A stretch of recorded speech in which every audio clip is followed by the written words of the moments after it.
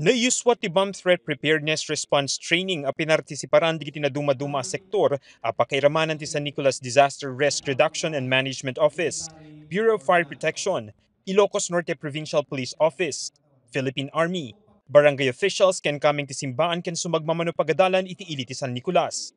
Babaen iti training, manamnam mamapaigatan pa iti panagsagsagan na digiti nasa o sektor pakaseknan kadigiti insidente ti bomb threats. What is an explosive? Ito na yung mga sumasabog. Explosive is any substance when subjected to friction, impact, shock, or heat can undergo to a very rapid decomposition of gas. Numan iti kabuklan maibilang anatal na iti ili ken awan dagiti agdama arisgo pakaseknan kaditi bomba kuna ti MDRRMO anasken nga agtalinaed as isasagana dagiti first responders. Ti may nga gapuna, nakadado nga minti places of convergence dito sa Nicolas.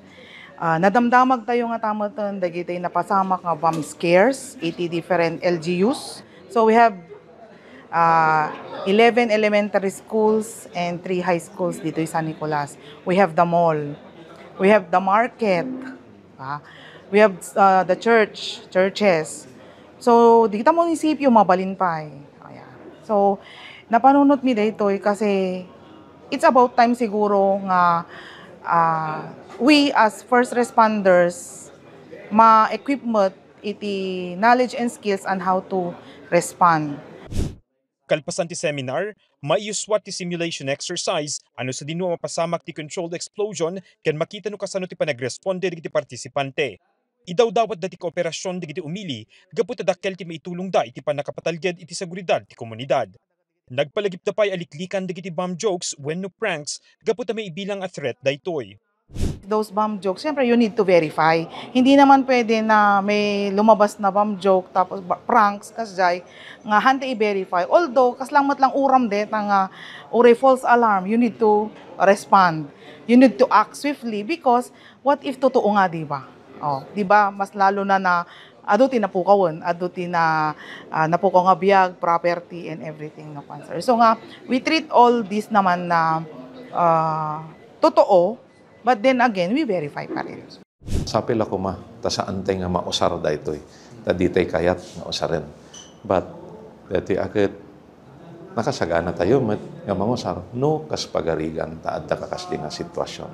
And I don't know, no, this is coincidence, dati mesa nga speaker tayo nagtaray, ta adda ka no na-receive nga call from a certain town, nga adda ka no bomb threat. So, kunak ni.